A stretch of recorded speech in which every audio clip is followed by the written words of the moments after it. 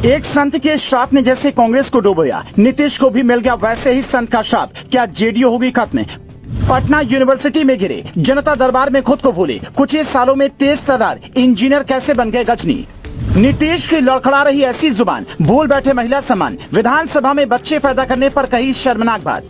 कई दिग्गज कहते हैं कि कांग्रेस की ये खस्ता हालत करपात्री महाराज के श्राप की वजह से हुई है और अब नीतीश की जेडीयू को भी एक संत ने श्राप दे दिया है। तो क्या जेडीयू की हालत भी आने वाले दिनों में कांग्रेस से भी खराब हो जाएगी? इंसान जब बर्बादी की कगार पर होता है तो उसकी जुबान से निकले मीठे शब्द भी लोगों को तीखे लगने लगते हैं और क्रेडिट भी हाथ से जाने लगता है। तो क्या नीतीश कुमार के साथ भी यही हो रहा है? हम आपको कुछ उदाहरण से समझाने की कोशिश करते हैं, फिर बताते हैं कि जेडीयू और नीतीश दोनों को किसने कितना बड़ा श्राप दिया है। ये तस्वीर पटना यूनिवर्सिटी की है। नीतीश कुमार चलते चलते गिर पड़े, सुरक्षा कर्मियों को चिंता सताने लगी। कहीं नीतीश बाबू का स्वास्थ्य तो नहीं बिगड़ गया है, पर जांच हुई तो सब कुछ सामान्य मिला। उसके एक दिन पहले जनता दरबार में नीतीश खुद को ही भूल गए। दरअसल एक व्यक्ति शिकायत लेकर आया तो नीतीश ने कहा गृह मंत्री को फोन लगाया जाए, जबकि बिहार के गृह मंत्री वो खुद ही हैं। उसके बाद 7 अक्टूबर को विधानसभा में जातिगत सर्वे की आर्थिक आंकड़े पेश करते हुए नीतीश कुमार ने हद ही पार कर दी। जिस सदन में महिलाओं की सुरक्षा सम्मान के कानून बनते हैं, वहाँ नीतीश ये बता रहे थे कि महिलाएं पढ़ने लिखने के बाद कैसे शादी के बाद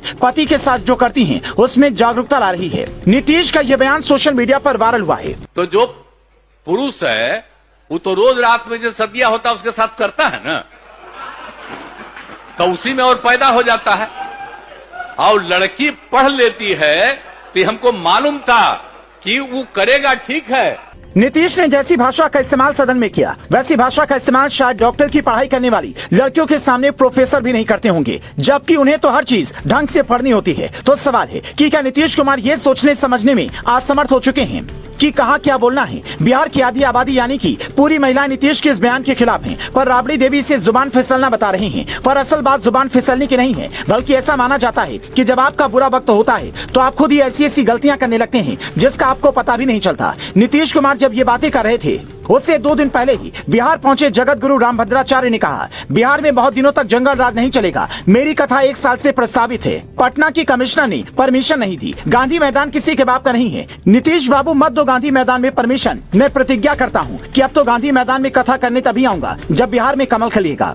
खास बात यह है कि जगत गुरु रामभद्राचार्य पीएम मोदी के गुरु भी हैं। इनकी कई बातें अब तक सटीक साबित हुई हैं। इसीलिए ये श्राप अगर सच साबित हुआ तो फिर नीतीश कुमार का सीएम बने रहना छोड़िए, जेडीयू का विस्तार होना भी मुश्किल हो जाएगा। राजनीतिक मामलों के जानकार कहते हैं कि नीतीश नहीं बल्कि इंडिया गठबंधन के नेता संत और सनातन का अपमान करके इंदिरा गांधी वाली गलती दोहरा रहे हैं। इंदिरा गांधी ने सरकार बनने से पहले करपात्री महाराज को वचन दिया था कि सरकार बनते ही गौवंश संरक्षण का कानून लाऊंगी, लेकिन सरकार बनते ही वादे से पलट गई। तब कई संतों ने दिल्ली में धरना दिया और बवाल इतना बढ़ गया कि पुलिस संतों की जान की दुश्मन बन गई। तभी करपात्री महाराज ने कहा था कि जैसा आपने साधुओं के साथ में किया है वैसा ही हाल आपका भी होगा, और इत्तेफाक से इंदिरा गांधी की मौत भी वैसे ही हुई। गोपाष्टमी के दिन वंश का नाश होगा, कहते हैं कि उसी की सजा आज भी कांग्रेस भुगत रही है। आपको क्या लगता है, नीतीश कुमार ने रामभद्राचार्य को परमिशन न देकर बड़ी गलती कर दी है?